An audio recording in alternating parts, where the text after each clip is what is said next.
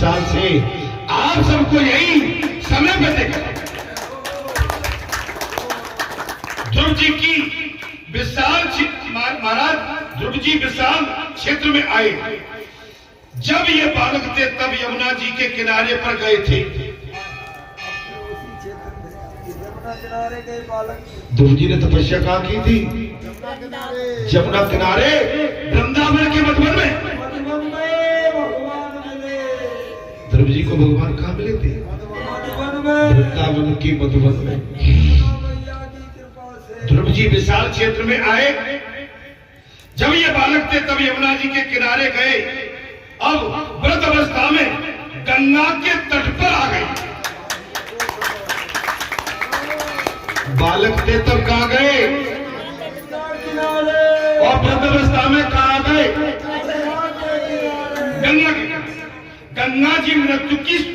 गंगा जी मृत्यु को सुधारती है और जमुना जी अपने जीवन को पालती। जमुना क्या करती है? कृपा पालती है और गंगा जी सुधारती है। भागवत की कथा में प्रेम से सुनने से सभी यात्राओं का फल मिल जाता है। भले ही आप कुंभ में मत जाओ, ये मेरे बाबा कहीं नहीं जाओ, भागवत में आके बैठ जाओ। सारी तीर्थों का दर्शन भागवत कथा में मिलता है। सारे तीर्थों का लाभ भागवत कथा में प्राप्त है। गंगा के किनारे बैठकर ध्रुव जी भजन कीर्तन करने लगे। वृद्ध अवस्था में गंगा के किनारे ध्रुव जी भजन कीर्तन करने लगे हैं। गंगा जी के प्रभाव से निनाद से ध्रुव जी के ध्यान में विक्षेप होने लगे। धारे आवाज हृदय में विक्षेप होने लगा। कथा में आनंद आ रहा है। वे गंगा जी का किनारा छोड़ने को उद्यत तैयार हुआ तो गंगा जी वहां प्रकट हुए।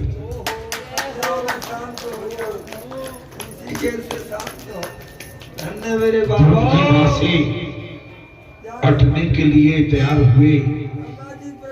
जैसे ही तैयार हुए गंगा जी प्रकट हुई। ध्रुव ने कहा, माता तुम्हारा ये कलकल निनाद मेरे भजन ध्यान में विक्षेप करता है। आवाज करके आपकी धारा जा रही है, मेरे भजन में बिगड़ डाल रहा है। समझ रहे हैं? भजन में कभी की किसी के बिगड़ मत डालो।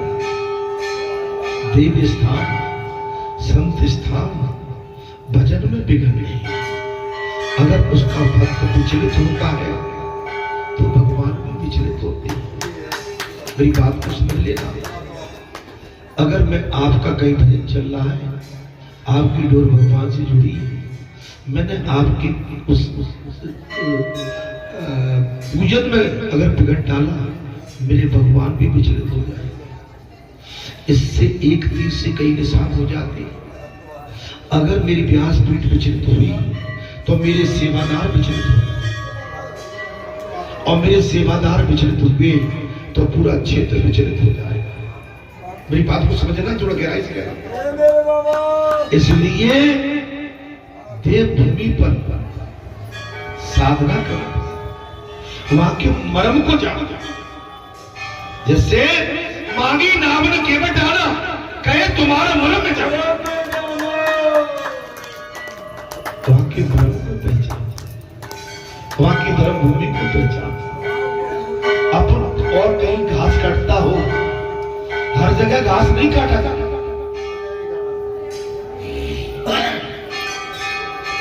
वैसे घास तो कहीं नहीं काटना चाहिए, लेकिन कहीं घास नहीं काटना चाहिए। वहां की स्थिति को देखो, आप समझिए। हमें अपना उसके अनुरूप अपना व्यवहार करना पड़ेगा। घर का और गांव का व्यवहार हम देव स्थान पर नहीं कर सकते। जी महाराज, देव स्थान साधना का एक स्थान है, तत्वभूमि है, आप समझिए। तो गंगा जी ने ध्रुव से कहा, तू शांति से ध्यान करता है तो मैं भी अब शांत से ध्वनि करूंगी।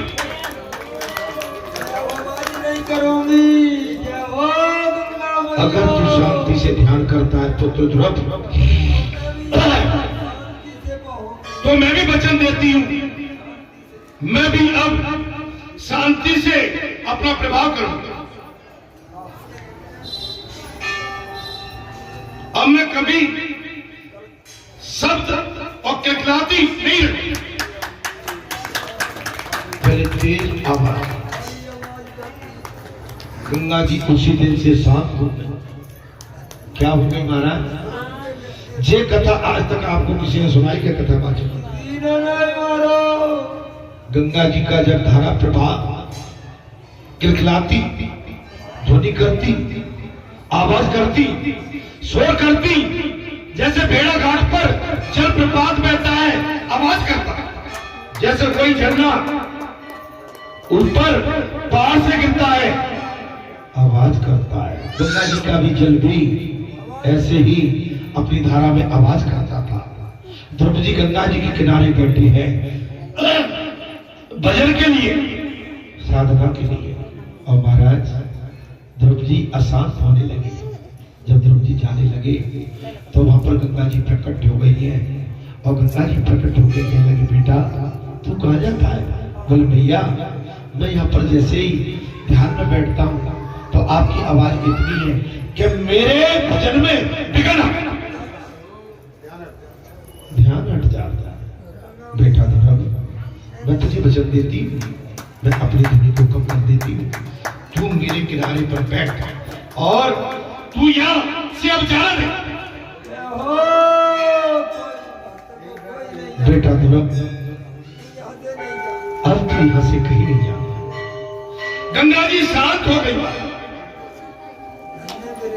गंगा जी ध्रुव जी की प्रार्थना पर शांत हो गई। ऋषिकेश के समीप ध्रुव आश्रम के पास गंगा जी आज तक शांत बैठे।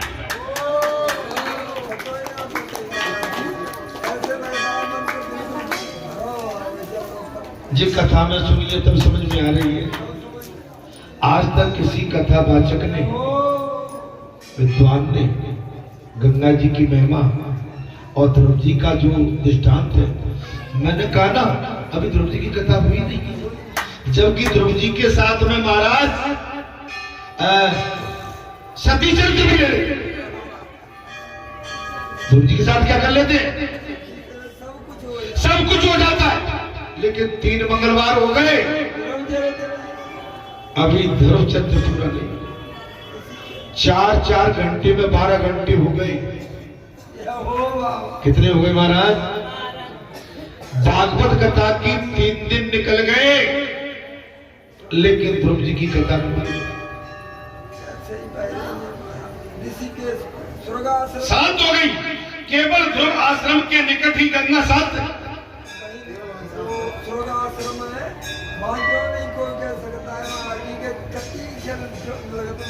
वही तो कह रहे ना, केवल ध्रुव आश्रम के निकट ही गंगा शांत है, क्योंकि ध्रुव जी ने वहां तपस्या किया और किसी स्थान पर और किसी स्थान पर।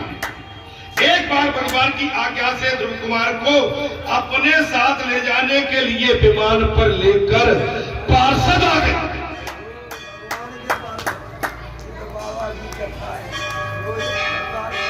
भगवान के पार्षद ध्रुव जी को विमान भगवान का लेने के लिए पार्षद आ गए। गंगा तट छोड़कर वैष्णव जाने की ध्रुव की इच्छा नहीं थी। गंगा के तट को छोड़कर ध्रुव जी की इच्छा नहीं थी। वे सोचते हैं कि गंगा तट पर रहकर सत्संग भजन ध्यान आदि में जो आनंद मुझे मिला है वो वैकुंठ में कैसे प्राप्त हो।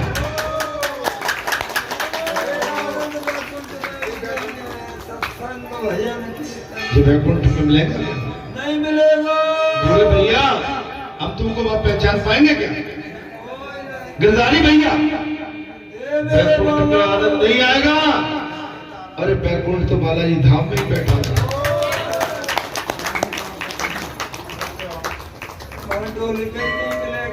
वहां ढोलक नहीं मिलेगी, शॉपी नहीं मिलेगी, शूटर जर्सी नहीं मिलेंगे। दो पहिए पे सुबह सवार होके आते हो, आना जाना नहीं होगा। यहाँ से छुट्टी तो मिल जाती है ले जाने की। बैकुंठ में तो ऊपर टंगे रहे।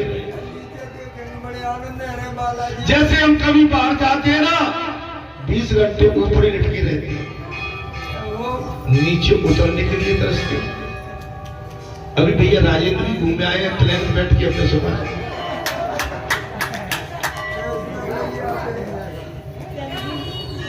हमने सुना है भैया कैसा लगता है जहाज की सवारी करिए तो बोलना तो पड़ेगा।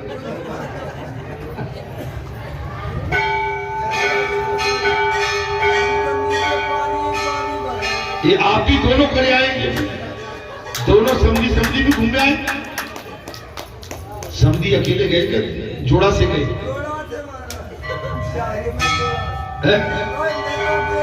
जहाज में ऐसे थोड़ी होता। तो शिकायत करना पड़े, कर देना शिकायत, ये काम नहीं चलेगा। अच्छा और भैया पार्वती को थोड़ा सा उत्साह कर ही देते।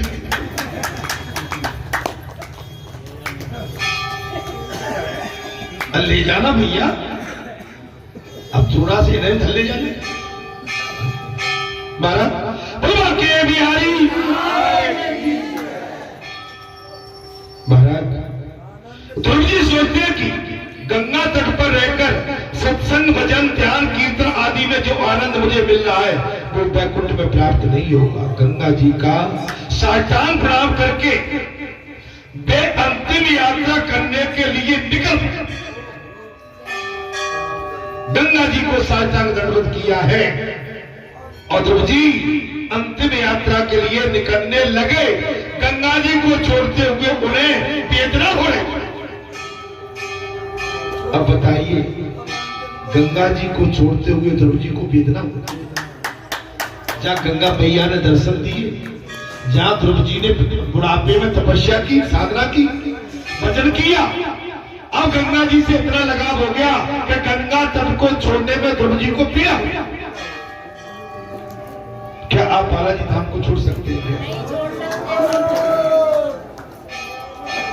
क्या बालाजी धाम से आपकी प्रीति है कि नहीं?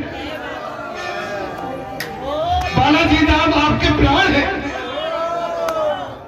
बालाजी धाम आपकी शक्ति है, एनर्जी है, आत्मा है। बालाजी आपका सब कुछ है। ये मान आप ऐसा मान लोगे तो आपका भी मन यहां से जाने के लिए कभी। ध्रुव ने गंगा जी को प्रणाम किया और सभी को वंदन करके ध्रुव जी वैकुंठ को चले गए। क्या करे? भगवान विष्णु जी ने अपना विमान और पार्षदों के माध्यम से जो वचनबद्धता हुई थी उसके अनुरूप उनको जाना था। प्राण जाए, हम कब चाहते हैं कि आपको छोड़ जाए, लेकिन जाना पड़ेगा। आप कब चाहते हैं कि यह छोड़ जाए, लेकिन संसार के बंधन संसार तक है, बाकी सब ऊपर हिसाब है। महाराज वे नियम की मूर्ति है, ये बात है। ध्रुव जी नियम के बंधन में बंधे। महाराज ध्रुव जी के समीप जाकर मृत्यु देव ने सिर नवा दिया।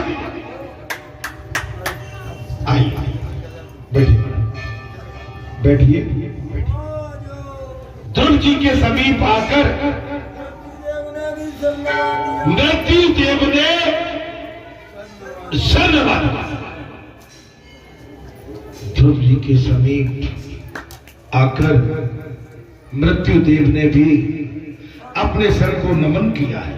तो ध्रुव जी ने उनके मस्तक पर एक पैर रखकर दूसरा पैर विमान में रख दिया। ध्रुव जी ने काल के सर पर अपना एक पैर रखकर दूसरा पैर विमान में रख दिया। वो काल जो दुनिया को खाता है, जिस काल से दुनिया भयभीत रहती है, वो काल के मारे अच्छे अच्छों के पसीने छूट जाते हैं। वो काल ध्रुव जी के समीप आ गया और ध्रुव जी के लिए सिद्धि बन गया। क्या बन गया? ध्रुव जी के लिए जो दुनिया को खाने वाला काल आज ध्रुव जी के लिए उस विमान पर विराजमान होने के लिए सिद्धि बन के खड़ा है और ध्रुव जी से कहता है अपना ये पैर मेरे सर पे रख के और इस विमान में विराजमान हो जाओ। महाराज विमान में बैठकर भगवान के ध्यान में गए, विमान पर बैठ गए और भगवान के ध्यान को सके। मैं शरीर के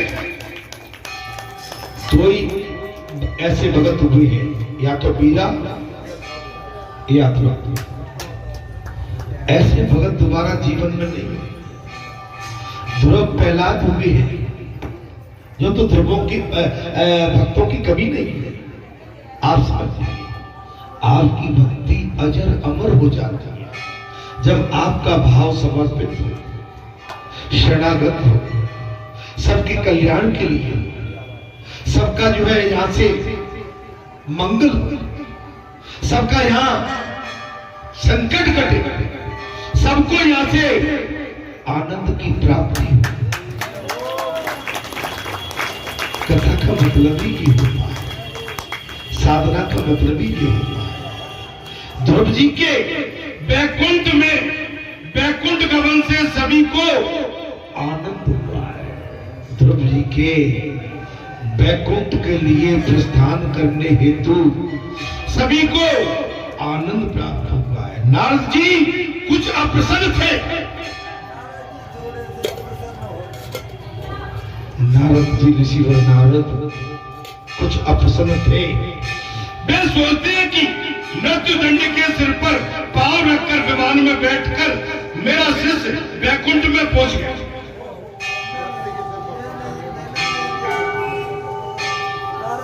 मृत्यु के सर पर अपना पैर रखकर मेरा शिष्य बैकुंठ में पहुंच गया, मेरा शिष्य मुझसे भी आगे निकल गया।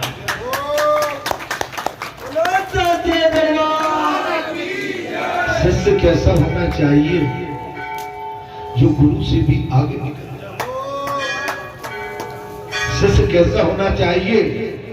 अपने शिष्य पर गुरु को गर्व है। शिष्य कैसा होना चाहिए कि अपने गुरु के लिए वो सर्वस्व अपना त्याग करना जानता है।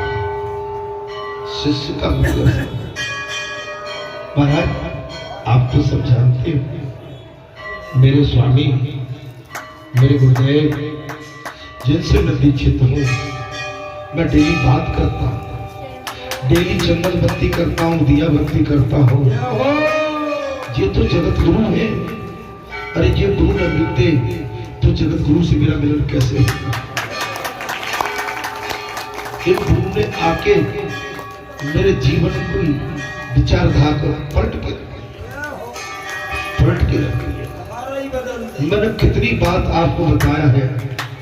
मैं उस समय आज से मैंने 94 की बात कर रहा हूँ, अब 24, मैं 23 साल पुरानी बात कर रहा हूँ। लगभग मुझे भजन सुनने का शौक था। मैं गया, गाड़ी पलटता था, जाके मैंने दुकानदार से कहा मैंने भैया कोई कैसेट भजन की मुझे दे दो।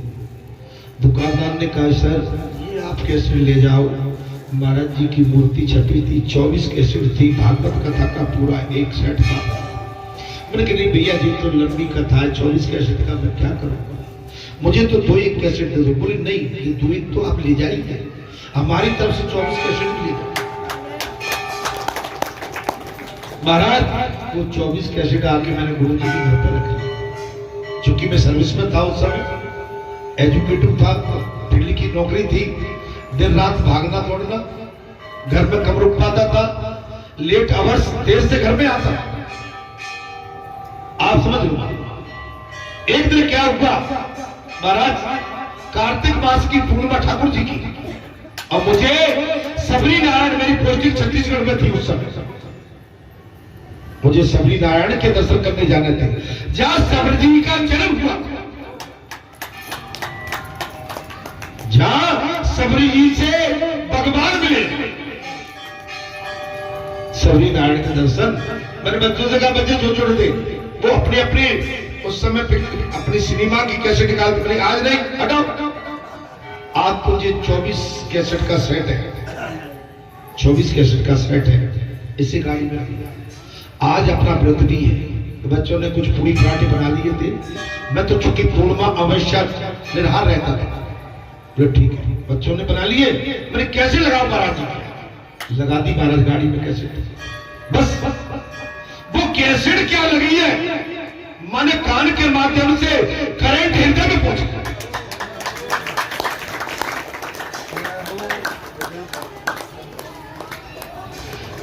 बड़ी मधुर वाणी, सरस्वती हरी, गंभीर वाणी, वाणी में तेज थे, बोल महाराज जी। बड़ा ऐसा लगता था कि वाणी उनकी सबको बिल्कुल निगल जाए, लुभा जाए।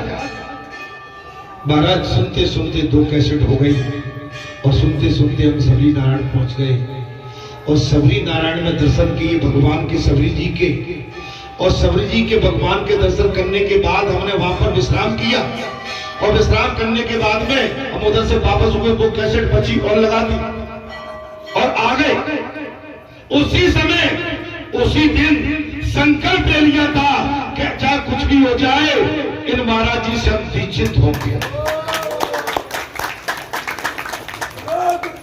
क्या किया, दीक्षित, हम दीक्षित हो गए।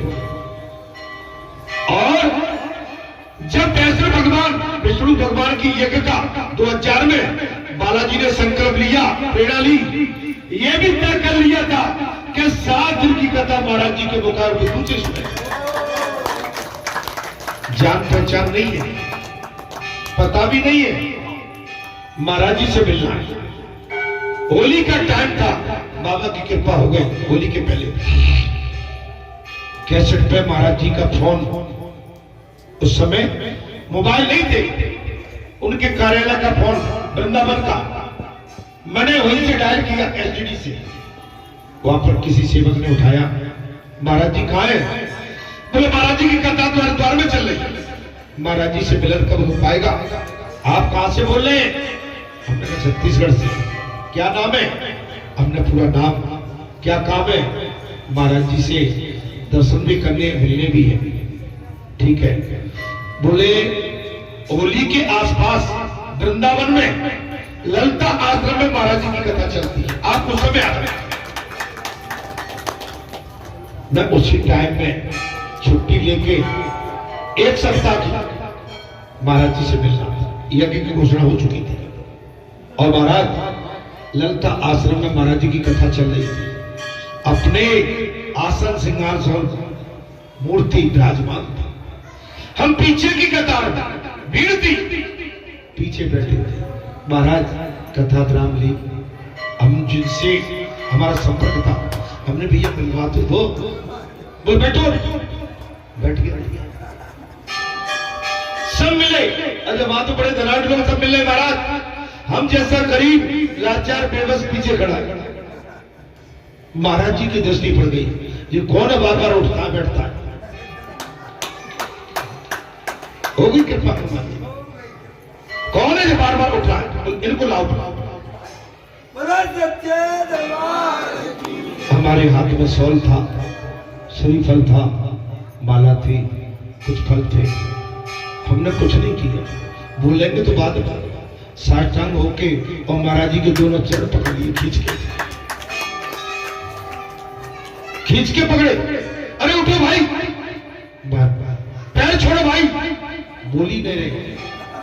एक आध मिनट हो गया, उठो क्या बोले बाप, उन्होंने कहा यही है ग्वालियर वाले। हाँ बोलो बोलो भाई, क्या चाहती हो। महाराज जी बालाजी धाम ग्राम बरेठा में। कहा है ये बरेठा? हमने कही भिंड रोड। भिंड? अरे भाई भिंड रोड ढके तो गई। महाराज अरे भाई आप कौन हो? हमने महाराज हम तो सेवादार हैं सब। अरे भाई कथा कहलवाना चाहते हो, प्रमुख पारिषद कौन है? कथा कहलवानी तो आ गई, परिषद कौन है? हमने कहा हनुमान जी। तो महाराज जी अजीब बात करती हो, यही शब्द थे हनुमान जी।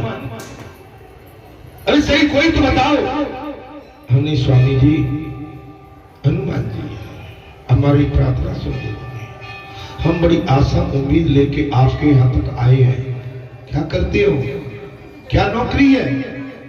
अब मैंने कहा क्या बताना तो पड़ेगा, हम एक्साइज इंस्पेक्टर।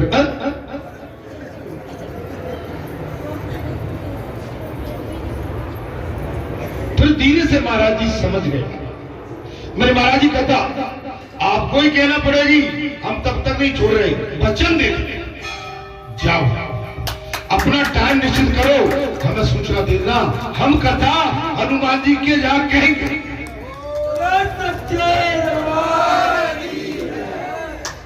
सात दिन कथा रही।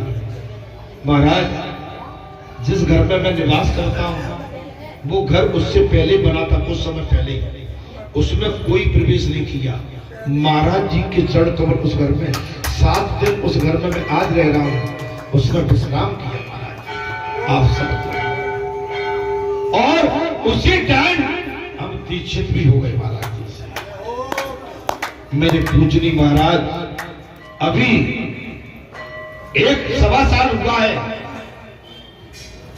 चूंकि मिट्टी में विलीन है लेकिन आत्मा अमर है। अब मुझे ज्यादा कहने की आवश्यकता नहीं है। महाराज जी का अंतकाल हुआ था, मैंने अपना पूरा सिर मुंडन कराया था, और जो मुझे एक अपने पिता की भक्ति, एक अपने सदगुरु की भक्ति, मुझे जो करना था क्रियाकलाप, मैंने 13 दिन का व्रत धारण किया था। और मुझे जो अपने सदगुरु के लिए बचिया, ब्राह्मण और यहाँ पर मैंने गंग भोज भी कराया था, बड़ा ही था। तो मेरा कोई मैंने एहसान नहीं किया, मैंने अपना धर्म निभाया। गुरु के लिए कोई एहसान नहीं होता। मैंने ये बात इसलिए कही है कथा में कि आपको भी इससे और मेरी बात से आपको प्रेरणा लेना चाहिए कि गुरु के लिए कैसे करना।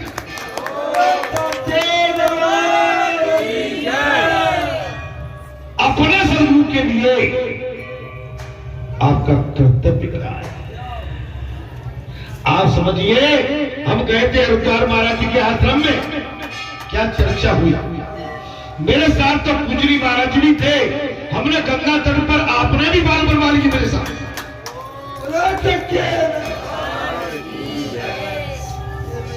संतो महात्माओं, ये योग संयोग हमें किसी के लिए एहसान बताने के लिए या उपकार के लिए नहीं, ये हमारे लिए प्रेरणा स्रोत है।